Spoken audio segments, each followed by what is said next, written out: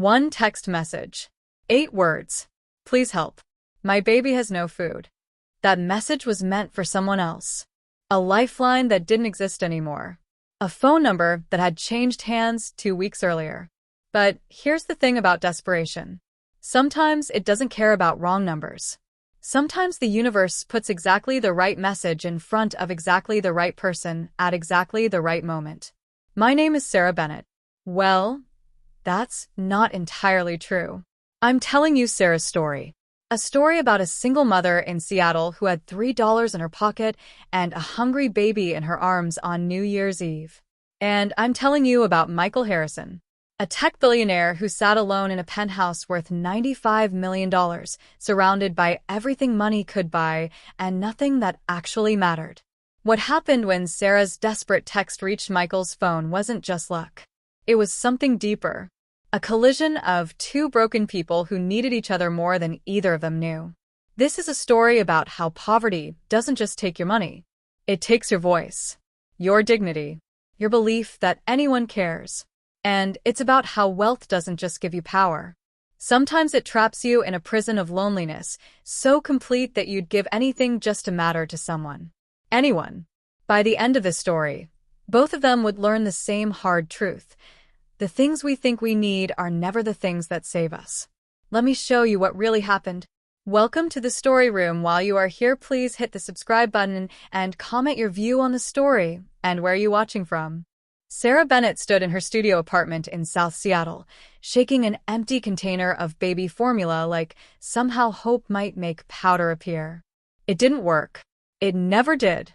Outside her window, she could hear fireworks already starting. People celebrating, making toasts, counting down to midnight with champagne and laughter and all the beautiful, thoughtless joy of people who'd never wondered how to feed their children. In her arms, 9-month-old Emma whimpered, not crying anymore. Too exhausted for that. Just that quiet, defeated sound that broke Sarah's heart every single time. I know, baby girl, Sarah whispered, her voice cracking. Mama's working on it. I promise. But working on it didn't change the math. The math never changed. Sarah opened her wallet for the 100th time that day. 3 $1 bills and 27 cents in change. Formula cost $19 for the cheap kind. The sensitive formula Emma needed because of her stomach issues cost $26. Sarah had done this calculation so many times she could do it in her sleep. Money needed versus money available. The gap between survival and disaster. And every single time, the numbers came up the same. Not enough. Never enough. Her phone buzzed. A notification she didn't need to read. Rent overdue. 14 days. Final notice before eviction proceedings. Sarah walked to the window, bouncing Emma gently, trying to soothe her even though nothing would help except food. From here, if she pressed her face against the glass and looked west, she could see the space needle lit up against the night sky. That Seattle postcard view. The city of tech money and coffee culture, and people who spent $20 on lunch without thinking twice. 4 months ago, Sarah had been closer to that world. Not rich, never rich, but stable. A real job at Patterson Analytics as a junior accountant. Benefits. A desk with her nameplate. A future that looked like it might work out. Then she noticed something wrong in the numbers. Small discrepancies. Transactions that didn't add up. Money flowing to consultants she couldn't verify. Pattern recognition was Sarah's gift. Numbers made sense to her in ways that people never did. She'd asked her supervisor about it. Just trying to understand. Just doing her job. 1 week later, HR called her in. Position eliminated due to budget restructuring. They took her laptop before she could save anything. Security walked her out like she'd stolen something instead of just asked questions. That was September. This was December 31st. Now she worked overnight shifts at a 24-hour convenience store for $13 an hour, no benefits, and a manager who looked at her like she was something unpleasant he'd stepped in. The math still didn't work. Every week she fell further behind. And now the formula was gone. There was one person left to call. One number Sarah had been saving for absolute rock bottom. Margaret Cross. Sarah had met her at Riverside Women's Shelter 3 years ago. 8 months pregnant, sleeping in her car after her boyfriend emptied their bank account and disappeared. Margaret ran the shelter. 70 years old with silver hair and a heart big enough to hold every broken woman who walked through her doors. When Sarah left after Emma's birth, Margaret had pressed a card into her hand. "You call me anytime, sweetheart. Day or night. You're not alone in this world." Sarah had never called. Pride was sometimes the only thing you had left when everything else was gone. But Emma was hungry. And pride doesn't feed babies. Sarah pulled out her phone and found Margaret's number. The one she'd saved almost 3 years ago and never used. Her finger trembled as she typed. "Mrs. Margaret, I know tonight is busy and I'm so sorry to bother you, but I don't have anyone else. Emma's formula ran out and I only have $3. I just need $50 to get through until my paycheck Friday. I promise I'll pay you back. I'm so sorry. I'm so sorry to ask." She hit send before she could talk herself out of it. 11:43 p.m. What Sarah didn't know, couldn't possibly know, was that Margaret Cross had changed her phone number 3 weeks ago after too many spam calls. The old number now belonged to someone else entirely. 47 floors above downtown Seattle, Michael Harrison stood alone in a penthouse that had been featured in Architectural Digest twice, watching fireworks explode over Elliott Bay. The space around him was a monument to success. Floor-to-ceiling windows offering panoramic views of the city and Puget Sound. Custom furniture that cost more than most people earned in a year. Original artwork that museums had tried to buy. Technology integrated into every surface, because that's what you did when you built the third-largest cloud computing company in the world. On the marble kitchen island sat an unopened bottle of Dom Perignon. His assistant had left it with a note reminding him that the New Year's Eve gala at the Four Seasons was expecting him at 9 p.m. Michael hadn't gone. He'd told himself he was tired. Early investor meetings on January 2nd. He'd been to enough parties. They were all the same, anyway. The truth was simpler and sadder. He couldn't face another countdown surrounded by people who wanted things from him. His money, his connections, his endorsement for their startups, his face on their charity boards. Nobody at that gala would see Michael Harrison the person. They'd see what he could do for them, what he could give them, what doors he could open. So he stayed home, alone in $95 million worth of empty space. His phone buzzed. Unknown number. Probably another pitch. Another scam. He almost swiped it away, without looking. Then the preview caught his eye. "Emma's formula ran out, and I only have $3. Michael opened the message. Read it once. Twice. 3 times. This wasn't a scam. Scammers didn't apologize this much. Scammers didn't ask for $50. They asked for wire transfers and cryptocurrency and advance fees. This was real. Someone had texted a wrong number, reaching out to a lifeline that wasn't there anymore, asking for $50 to feed their baby on New Year's Eve. $50. The automatic tip Michael left on a coffee order, without thinking about it. Something cold and sharp moved through his chest. A feeling he'd spent 15 years trying to bury. Memory hit him hard. 32 years ago. Tacoma, Washington. A one-bedroom apartment that smelled like mildew and the fried chicken place downstairs. His mother working 3 jobs that still didn't cover rent and food and the medicine she needed for the cough that never went away. He remembered being hungry. Not the mild hunger of missing lunch. The deep, cellular hunger of real poverty that made you lightheaded and taught you to ignore the stomach cramps because complaining didn't make food appear. He remembered his mother saying the same words. "I'm sorry, baby. Mama's working on it." She died 3 weeks before Christmas, when he was 9. Pneumonia, the doctors said. But Michael knew the truth. She died of poverty. Of not being able to afford time off when she was sick. Of not having insurance. Of a system that chewed up people like her and spit out their bones. After that came foster care. Group homes. Years of surviving because nobody was coming to save him. Nobody cared if he lived or died. He built Harrison Tech from nothing. Made himself into someone the world couldn't ignore. Accumulated more wealth than any human could spend in 5 lifetimes. But he'd never forgotten that apartment above the chicken place. Never forgotten his mother apologizing for things that weren't her fault. Michael picked up his phone and called the only person he trusted with tasks that required absolute discretion. "James," he said, "I need you to trace a phone number. Right now." 14 minutes later, Michael had everything. Sarah Bennett, 29 years old. Address: Apartment 3B, 2847, Rainier Avenue South, Seattle. Single mother, one daughter, 9 months old. Former junior accountant at Patterson Analytics, terminated 4 months ago. Current employment: overnight cashier at Quick Stop Convenience. The credit report made his throat tight. Maxed out cards. Medical debt from childbirth totaling $18,000, paying it off $25 at a time. Car repossessed 6 weeks ago. Eviction notice filed 5 days ago. This woman was drowning. Not just struggling. Actively going under for the 3rd time with nobody around to pull her out. Michael grabbed his coat. "James, meet me at the car. We're making a stop." "Sir, it's almost midnight on New Year's Eve." "I know what night it is." They stopped at a 24-hour pharmacy first.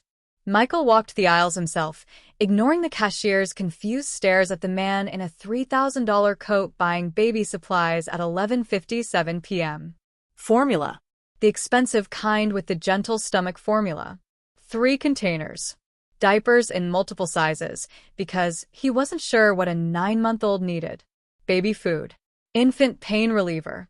A soft blanket with moons and stars on it, because every child deserved something beautiful. Then groceries from a market still open for the holiday rush. Fresh fruit. Good bread. Pasta. Protein. Things Sarah Bennett probably hadn't been able to afford in months. The building on Rainier Avenue was tired. Decades of neglect from landlords who squeezed every penny from tenants while giving nothing back. The hallways smelled like mildew and something else Michael couldn't identify. Half the lights were burned out. The elevator had an out-of-order sign that looked permanent. They climbed 3 flights of stairs. From inside apartment 3B, Michael heard a sound that stopped his heart. A baby crying. Not the healthy wail of an angry infant. The thin, exhausted cry of a child too tired to really cry anymore. He knocked. Footsteps inside. Light. Hesitant. Scared. "Who is it?" A woman's voice, high with fear. "My name is Michael Harrison. I received a text message meant for someone named Margaret. A message asking for help." Silence on the other side of the door. "I'm not here to hurt you," Michael said quietly. "I brought the formula. Please open the door." Long seconds passed. Then the deadbolt clicked. The door opened 3 inches, stopped by a chain lock. Through the gap, Michael saw a face. Young but exhausted. Dark blonde hair in a messy ponytail. Eyes red-rimmed from crying. She was small, wearing an oversized sweatshirt with a stain on the sleeve, holding a baby against her shoulder.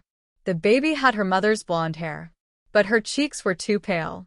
The pallor of a child not getting enough to eat. "You're Sarah Bennett." Her eyes went wide with fear. How do you know my name?"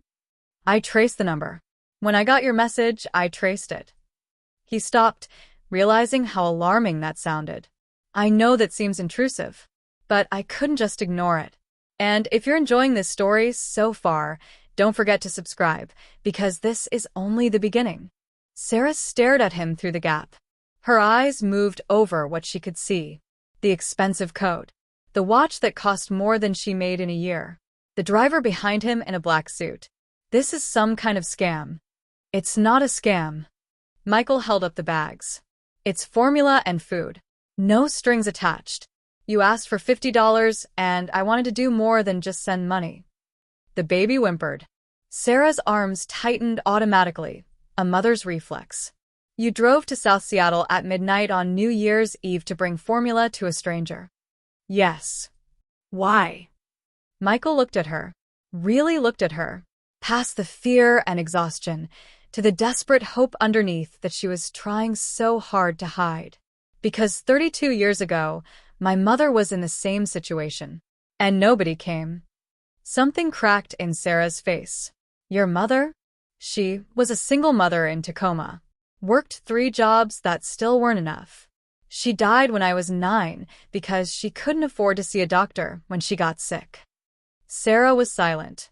Her eyes flicked to Emma, then back to Michael. I grew up in foster care after that, Michael continued, his voice steady but hollow underneath. Group homes. Learning to fight for food. Learning that nobody was coming to save me. He met her eyes. I swore that if I ever had the chance to help someone the way nobody helped my mother, I would take it. Every single time. The chain rattled. The door opened wider. Sarah stood in the doorway of the saddest apartment Michael had ever seen. A hot plate on a rickety card table. A mattress on the floor. A second-hand crib. And the empty formula container on the counter, like a monument to everything that had gone wrong. I'm Sarah. This is Emma. Michael Harrison. He stepped inside carefully, setting down the bags. I believe someone is very hungry. Sarah's hands shook as she prepared the bottle. Michael stood by the window, giving her space, watching the city lights reflect off the sound. The clock somewhere hit midnight. Fireworks boomed across the city, probably the wealthy neighborhoods celebrating in style. The sound was distant here, muffled. But Sarah wasn't watching fireworks. She was watching her daughter drink for the first time in hours. Tiny hands grasping the bottle. Eyes slowly closing in contentment. There you go, Emma. There you go, sweet girl. Michael stood silently, feeling something he hadn't felt in years. Purpose. Not the empty purpose of closing another deal or acquiring another company. Real purpose. The kind that came from looking into someone's eyes and knowing you'd made a difference that actually mattered. Sarah looked up at him, tears streaming down her face. You didn't have to do this. I asked for $50. I know. Michael's voice was soft. You also apologized 4 times in 2 sentences. That told me everything I needed to know about who you are. I've never asked for help like that before. What happened? Not demanding, just gentle, giving her the choice. And for some reason, standing in her tiny apartment with this stranger who'd shown up like some kind of impossible miracle, Sarah wanted to tell him. I got fired 4 months ago from Patterson Analytics. She watched to see if the name registered. It didn't seem to. I was a junior accountant. I found something wrong in the books. Transactions that didn't make sense. Money flowing to consultants that didn't seem to exist when I tried to verify them. Michael's posture shifted, suddenly very focused. I asked my supervisor about it. Just trying to do my job. Just asking questions. And a week later, they called me into HR, position eliminated due to restructuring. They confiscated my laptop before I could save anything. Security walked me out like I'd done something wrong instead of just noticing something didn't add up. Michael was quiet for a long moment. Patterson Analytics. I know that company. Sarah looked up sharply. You do? They're a contractor for several of my company's charitable initiatives, including a foundation that provides grants to shelters supporting single mothers. The room seemed to shrink. What foundation? The Hope Forward Foundation. It provides funding to organizations across the Pacific Northwest. Michael's eyes met hers, including a place called Riverside Women's Shelter. Sarah's breath caught. That's where I met Margaret, the person I was trying to text. The shelter that helped me when I was pregnant and homeless. You're telling me the company that fired me is connected to your foundation, which funds the shelter where I was trying to ask for help. That appears to be the situation. That can't be a coincidence. I don't believe in coincidences. Michael reached into his coat and pulled out a business card. Cream-colored. Embossed letters. Harrison Tech Michael Harrison, founder and CEO. Keep this. When you're ready, when Emma is fed and you've had time to process everything, call the number on the back. If what you found is what I think you found, I need to know more. Sarah took the card. The paper was thick and expensive. Real quality. What do you think I found? Michael's expression hardened. I think you stumbled onto something that's been happening under my nose for years. Something I should have caught, and didn't. Something important enough that they were willing to destroy your life to keep you quiet. He moved toward the door. Get some sleep. Take care of Emma. When you're ready, You know where to find me. His hand was on the doorknob when Sarah spoke again. Why are you helping me? Really? Rich people don't do this. They don't show up at midnight with groceries for strangers. Michael turned back. In the flickering overhead light, his face looked younger, more vulnerable, because I remember what it feels like to be invisible, to cry for help and have nobody hear you, to watch your mother work herself to death and not be able to save her. He paused. The need came directly to me tonight. Wrong number or not, it came to me. So here I am. The door closed behind him. Sarah stood there for a long time, holding Emma, holding the business card, holding the weight of a night that had started with desperation and ended with something she was afraid to name. Hope, maybe.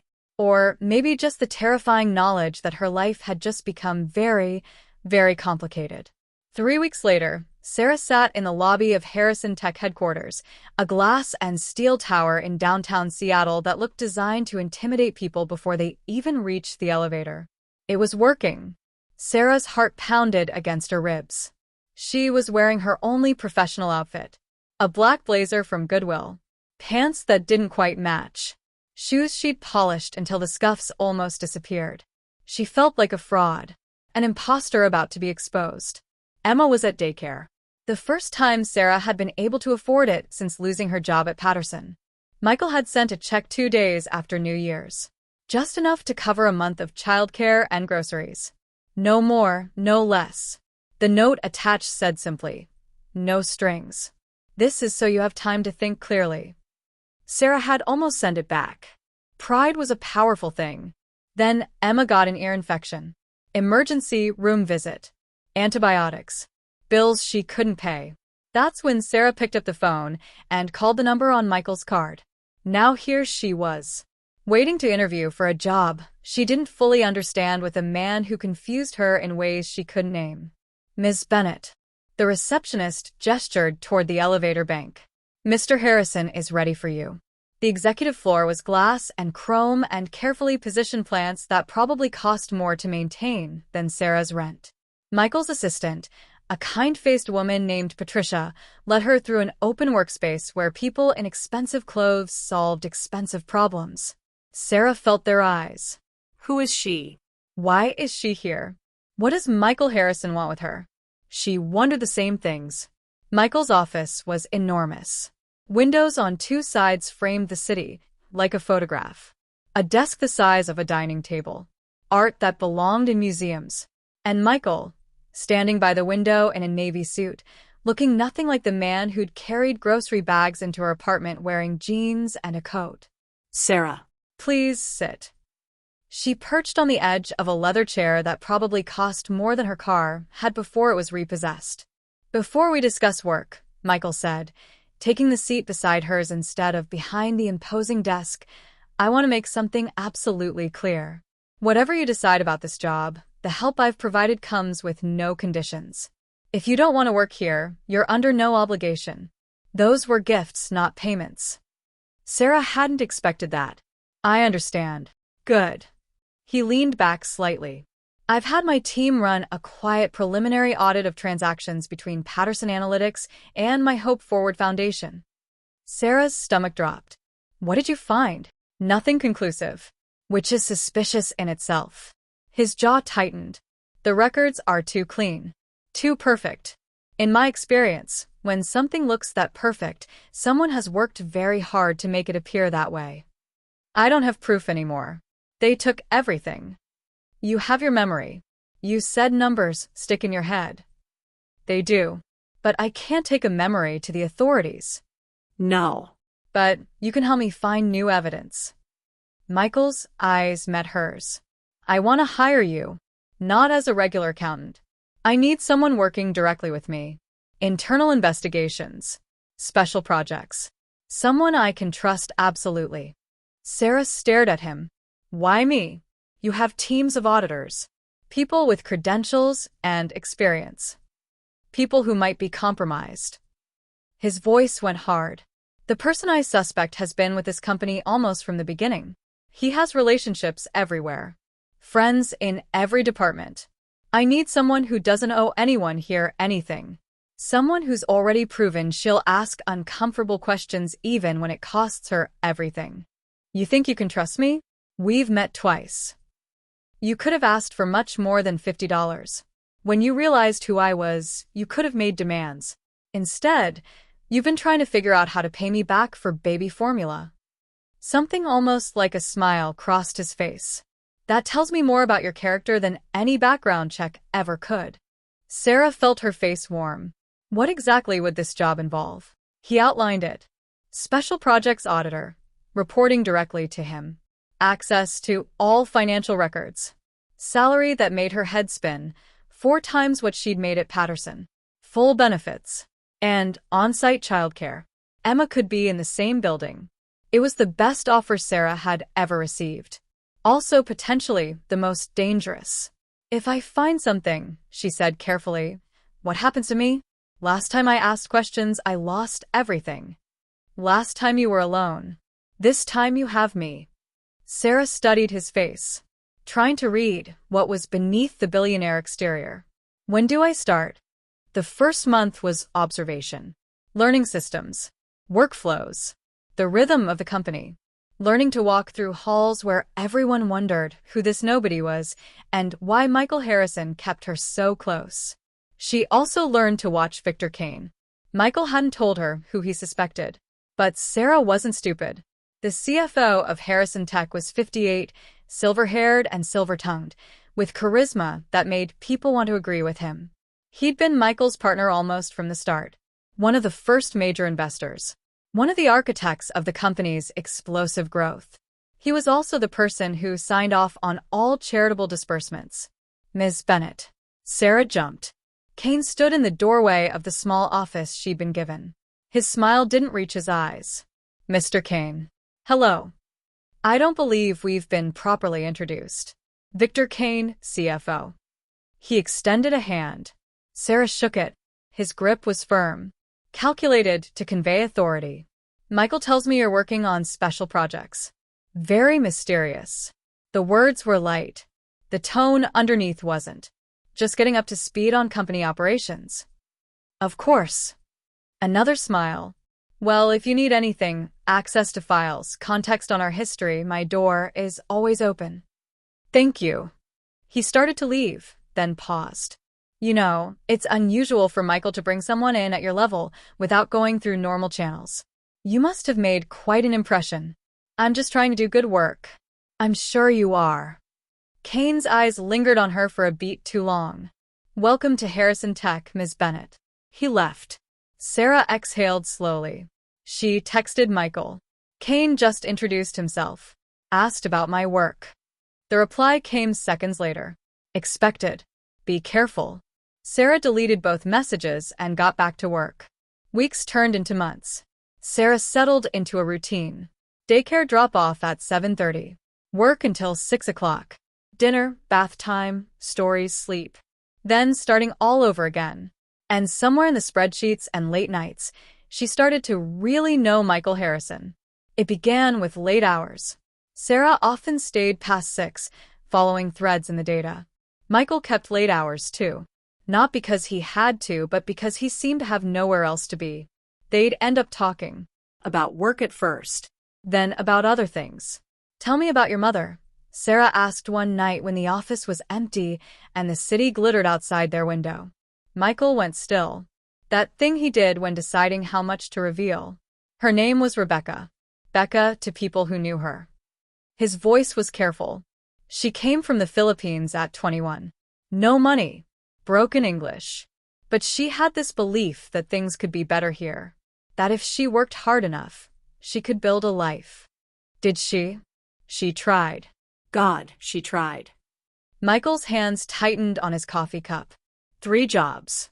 I barely saw her sometimes. But when she was there, his voice softened. She was completely present, telling me stories about Manila, about our family back home, about who she wanted me to become. Sarah thought of her own mother. Factory work. Hands cracked from chemicals. Still finding energy to help with homework every night. How did she die? Pneumonia. Started as a cold she couldn't take time off for. By the time she went to a free clinic, it was too advanced. His jaw clenched. I was 9 years old, and I watched her drown in her own lungs because she couldn't afford antibiotics. I'm sorry. It was 32 years ago. Grief doesn't have an expiration date. Michael looked at her. Really looked at her. No. I suppose it doesn't. What happened after? Foster care? Group homes. Learning that asking for help makes you a target. Learning that the only person who saves you is yourself. And you did save yourself. I built something. He gestured at the office around them. Whether that's the same as being saved, I don't know. Sometimes I still feel like that 9-year-old boy waiting for someone to come back for him. Sarah reached out without thinking. Put her hand over his. First physical contact since that night in her apartment. Michael looked down at her hand on his. Didn't pull away. You came for me, Sarah said quietly. That night. You didn't have to. You needed help. So did you. The words came out before she could stop them. You were alone in that penthouse with unopened champagne. You drove to my apartment because a stranger's text made you feel less alone. Something shifted in his expression.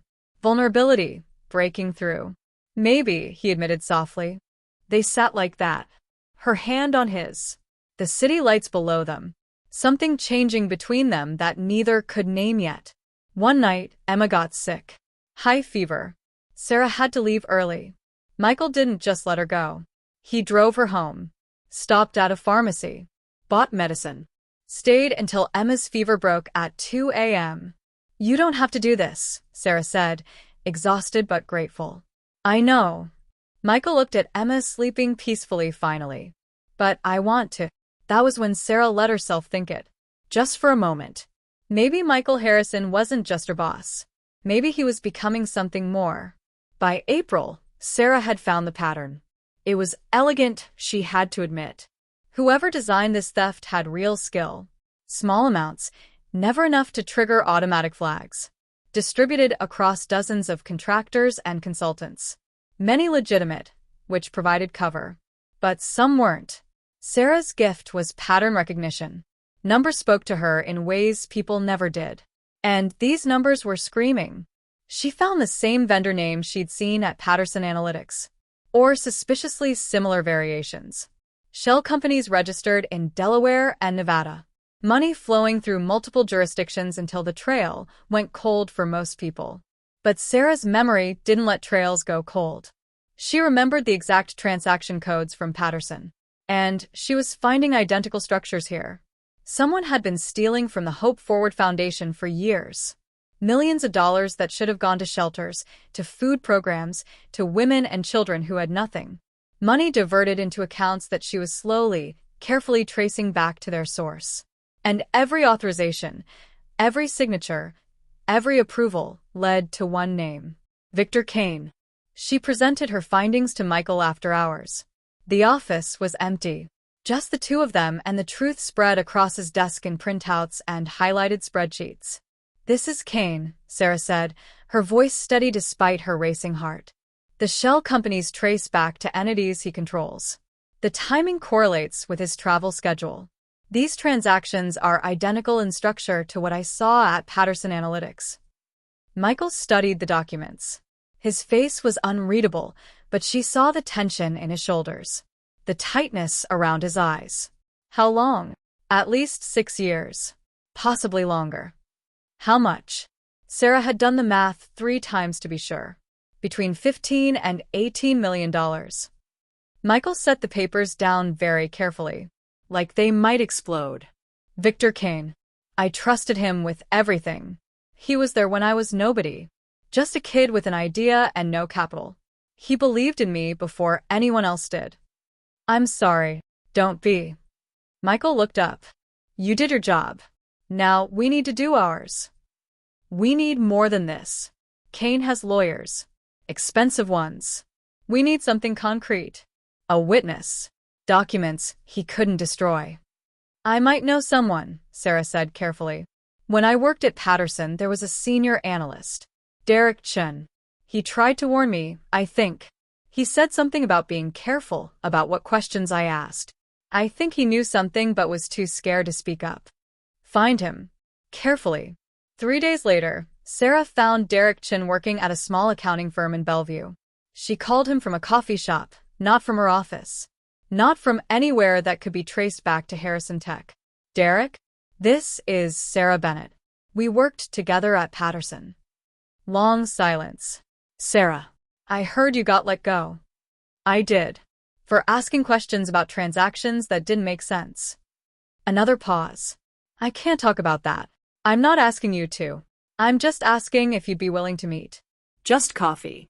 No pressure. Why? Because I think you wanted to tell me something back then. And I think you're still carrying it. Derek was quiet for so long Sarah thought he'd hung up. Then, Tuesday, 2 p.m. The Starbucks on 148th. Don't tell anyone you're meeting me. I won't. Tuesday came. Sarah sat in the back corner of a crowded Starbucks, watching the door. Derek arrived 10 minutes late, looking over his shoulder like someone might be following him. He was thin. Thinner than she remembered. Dark circles under his eyes. You look scared, Sarah said gently as he sat down. I am scared. You should be too. I am. But I'm more angry than scared now.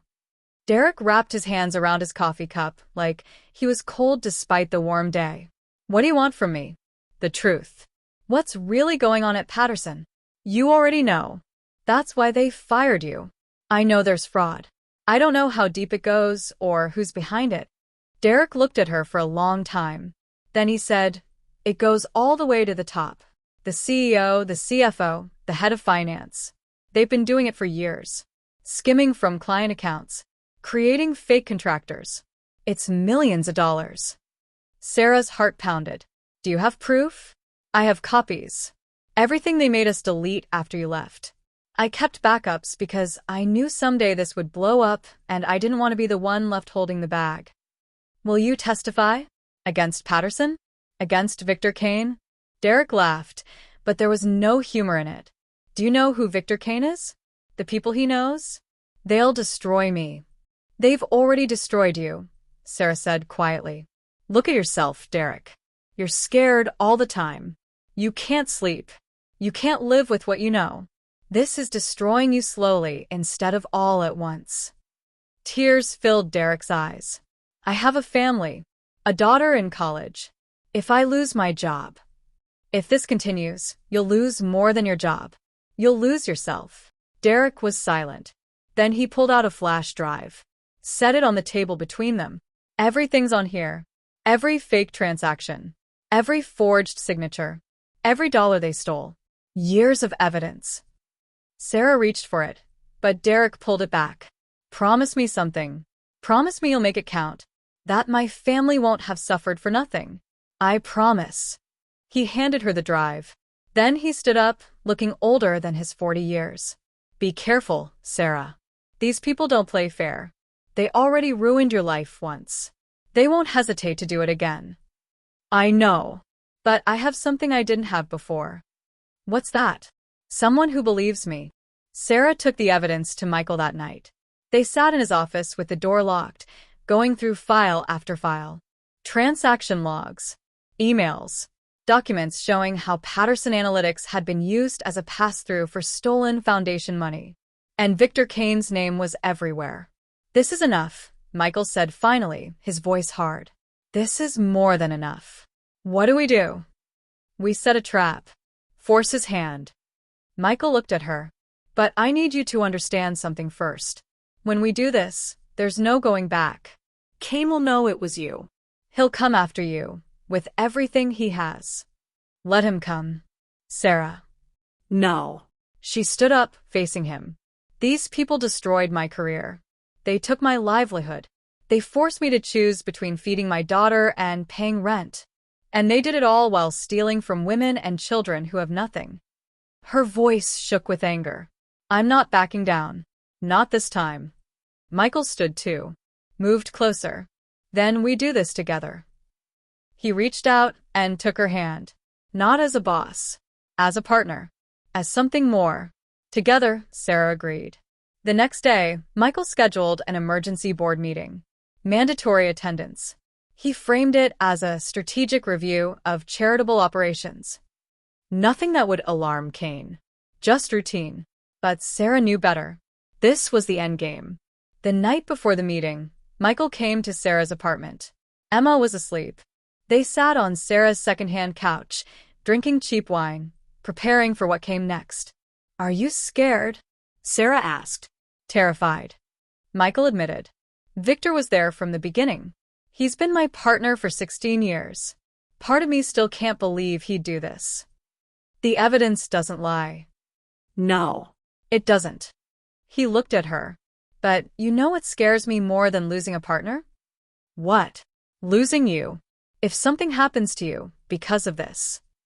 Sarah put her hand on his face, stopping him. "Nothing's going to happen. We have the truth."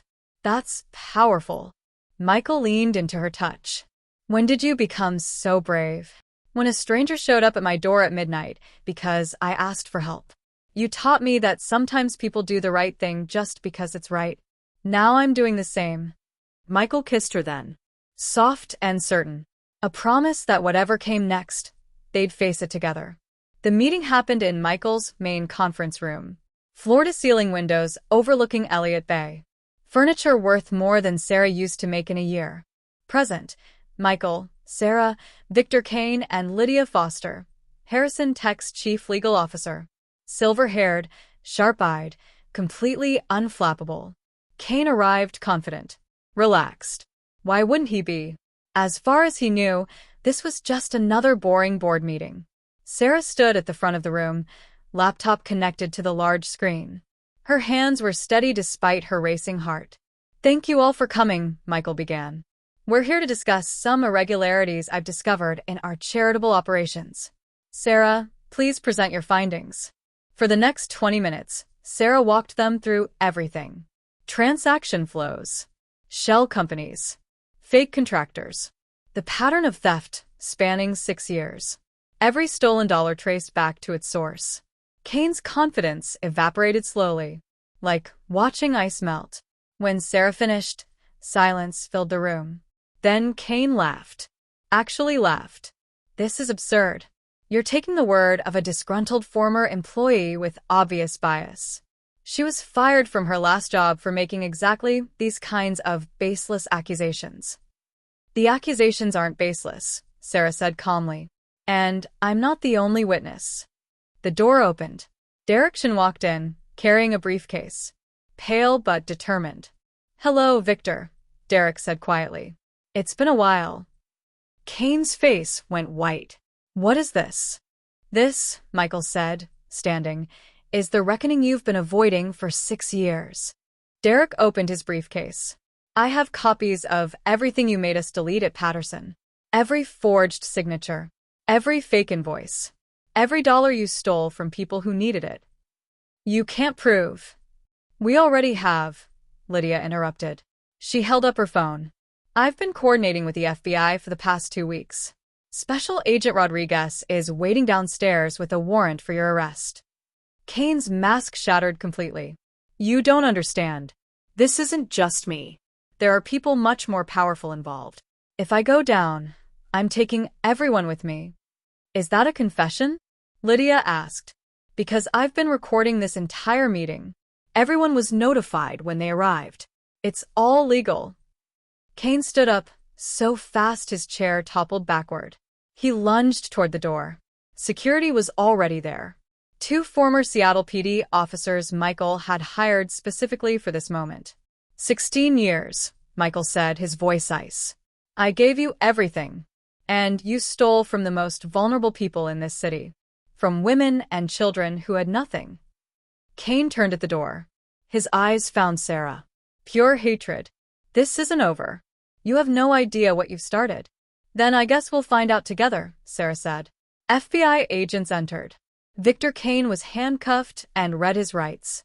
As they led him away, he shouted back at Michael, "You'll regret this. All of you." Then he was gone. Sarah's legs gave out. She sat down hard in the nearest chair, shaking. Michael knelt beside her. "You did it.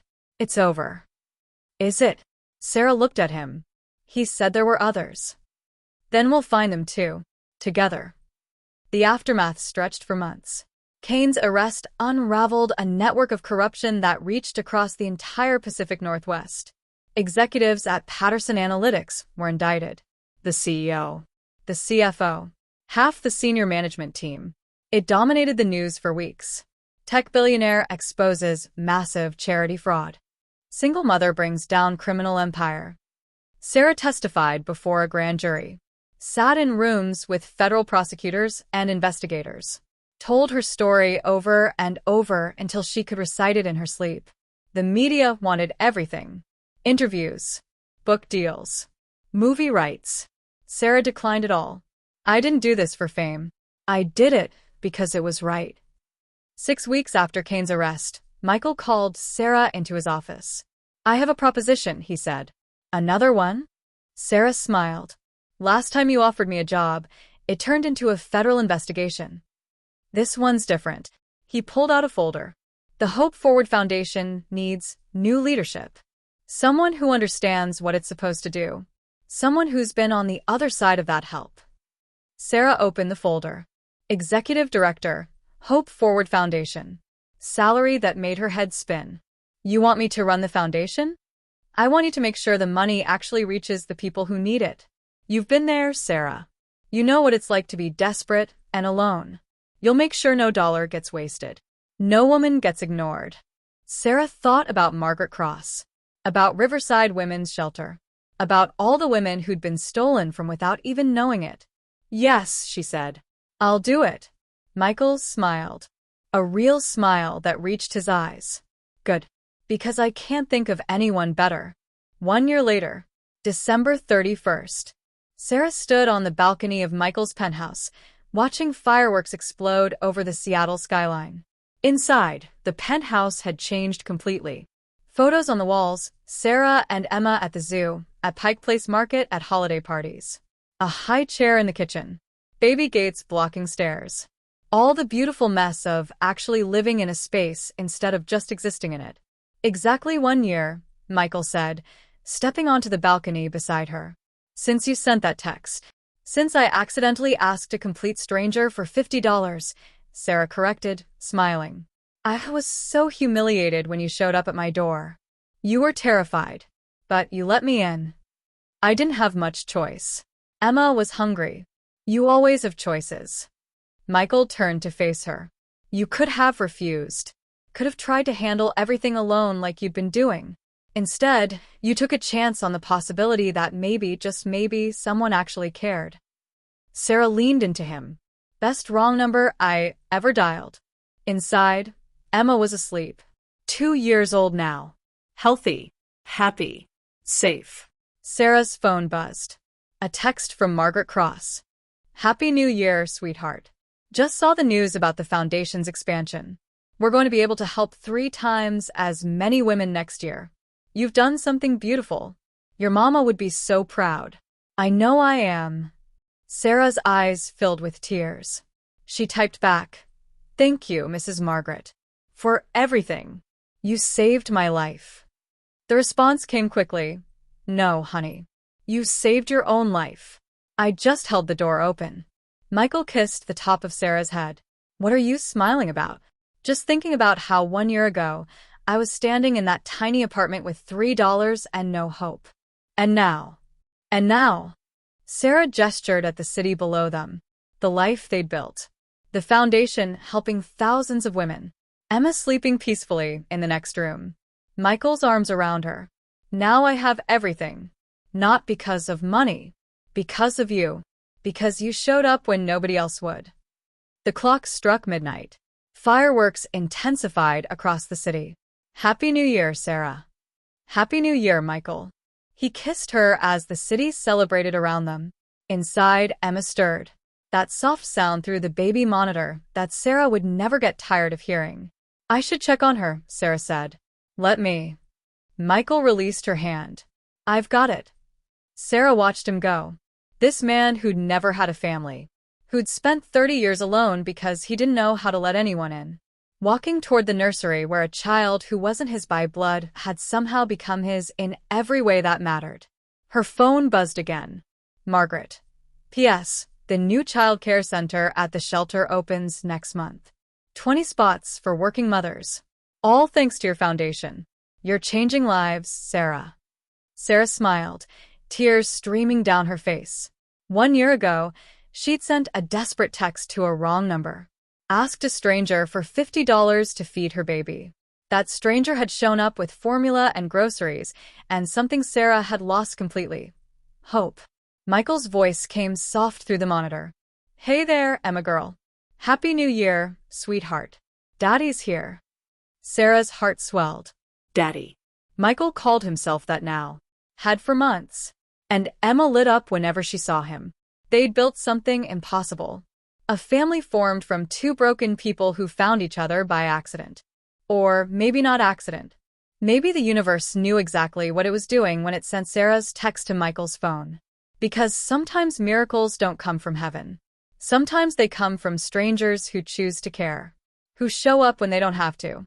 Who see suffering and refuse to look away. Michael had saved Sarah that night.